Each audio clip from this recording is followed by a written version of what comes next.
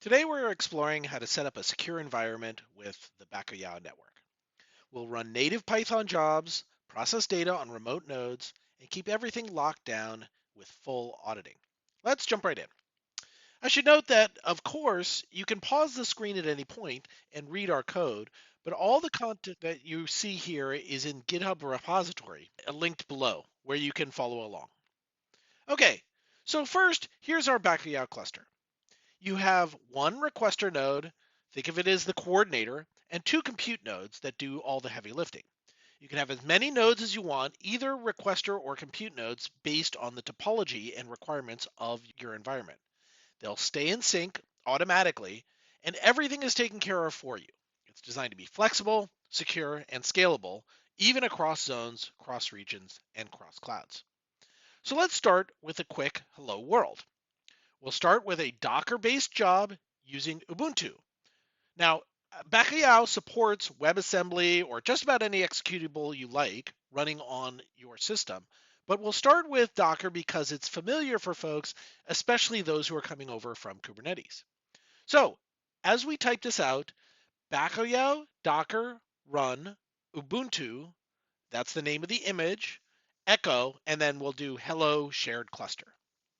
We send that off to run, and then we grab the description, and we notice that it took just about 6 seconds to run, be provisioned to a node in the network, start the job, and then finish the job.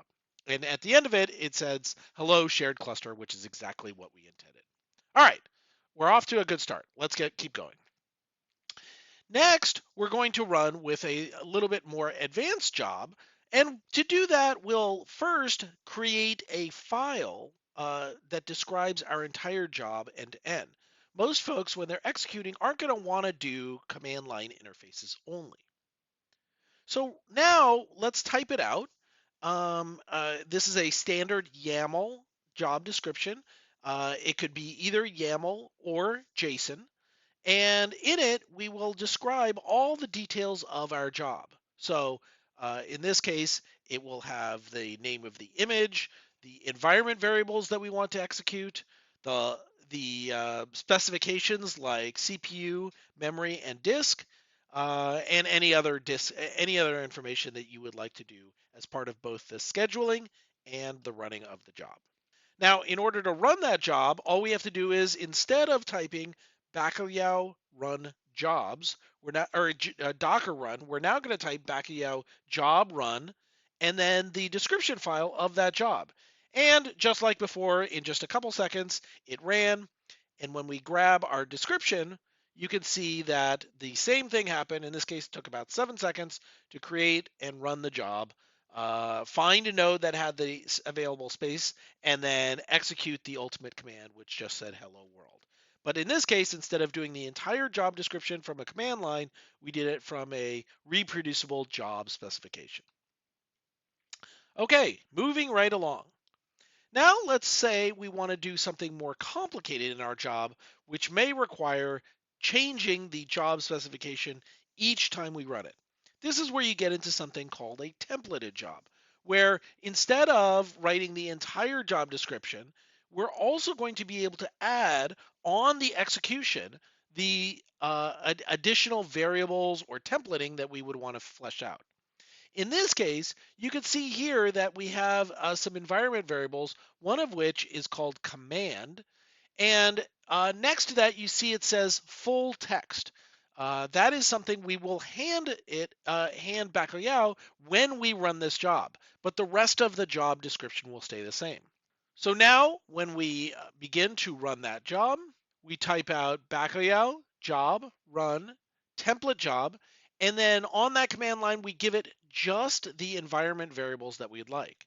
In this case, we're going to do something even more advanced, which is, instead of handing it just an environment variable, we're going to hand it a whole Python script that it'll be able to run when it gets to that node.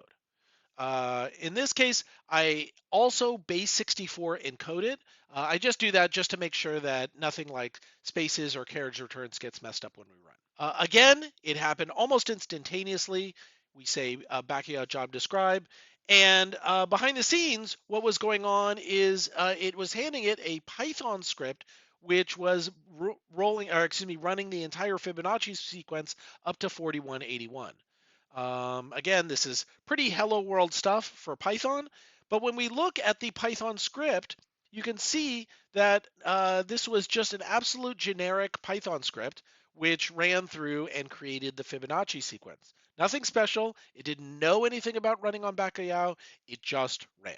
So your data scientists and so on will be able to adopt something like Bacalhau very quickly with no additional information. Okay, moving along. Uh, one thing that you might get a little bit worried about when we talk about things like running arbitrary Python is how do you go forward and run these jobs without risking security? So let's try and exercise all the security things that Bacalhau comes with right out of the box. Here we have another Python script, which is called bad stuff. And inside bad stuff, we're going to do, like it says on the box, bad stuff. In this case, we will try and read the etc password file, which this user does not have permission for. We will try and exfiltrate some data to an external website. We will try to run a binary that this job does not have access to. We will try to open an arbitrary network socket, and we will try to delete a file from our network share. And again, the idea here is that these are common things that normally would require quite a bit of work to defend against. But with Bacalhau in its default security posture, it is able to defend against all these things on your behalf. So now when I type Bacalhau job run, and now I'm going to run my bad scripts Python file through the template variable like we had seen before, we will see at the end of this that all of the stuff was in fact denied. Reading from etc password, sending content to an external website, opening an arbitrary binary, opening an arbitrary network socket, and deleting a file all were prevented. Again, that came with no special configurations out of the box. Bacalhau just does all that stuff and lots more from a security perspective for free. And again, our end user didn't have to do anything special. That it was just completely arbitrary Python code being handed to the server to run. Okay, so we've played around quite a bit. Let's start to try and do some real work. In this particular example, I have a network share full of scientific data. This is about 1.5 TB of scientific data, far more than I would like my end users to have to upload and download just to do some initial processing. But again, we can take Bacalhau's capabilities of taking Python or again, any kind of arbitrary language that you'd like to run and move it to where the data is rather than requiring you to download it and process. So here, the first step that we're going to do is simply list all the files on that remote server. Again, that's something where typically today you would have to hand a user an arbitrary shell and give them access to that share. But in this case, we're able to restrict to just allow this user and these jobs to list files in that directory. They're going to actually list those files using Python, which you can see they've done that here. And then when they do that, they're able to get some, basic information about the size of the files, what data was uploaded, the type of files it was, and so on. And here you can see all that printed out. Some of these are, 14 gigabyte files. Again, trying to download all these things before I process it would tax many, many different computers and networks. And here I'm able to interact with that data exactly in place without it ever moving.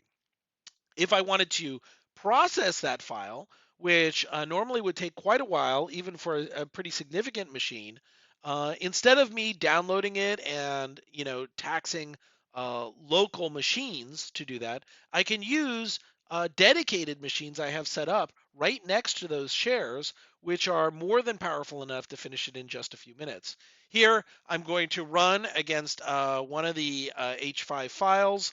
one of those 14 gigabyte ones you saw, do an initial scientific analysis against it to find out some of the information that's going on. Here we started the job instantly and it took a few minutes to run. But at the end of running, you can see I was able to print out a whole bunch of information and statistics about the job, about the data, excuse me, through that Python job. So again, my end users didn't have to think about, understanding a new system for running or translate to some new container or something like that. They were able to use the existing stuff that already made sense to them and just run in that container next to those nodes. And yet they were able to do some initial scientific analysis. Again, it just helps people move much more quickly. Now, before we wrap up, one thing that I also want to cover is the second half of security. The first thing of security is, of course, stopping people from doing anything, and the second part is making sure you know exactly what happened when they did try to do it. If this was a typical shell or computer, every action that you had here would probably be lost, or in the best case scenario, in somebody's history file, and there would be no central way to record everything that was going on. But because we have in Bacalhau a detailed log of everything that was going on that is immutable for the end user, here I can pick an arbitrary job from the backlog and instead go back and look at it. And when I go and describe that job, you can see it was that security job that I ran earlier.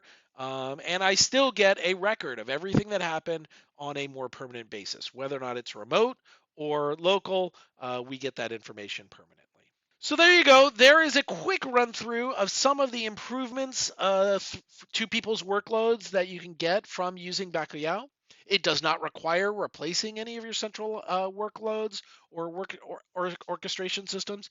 You can begin just by using this at the edge and still get a number of different benefits here by reducing the amount of data you move, by using things like Python or whatever language you'd like to sanitize, aggregate, anonymize, whatever you like to your data before you get it to a central location.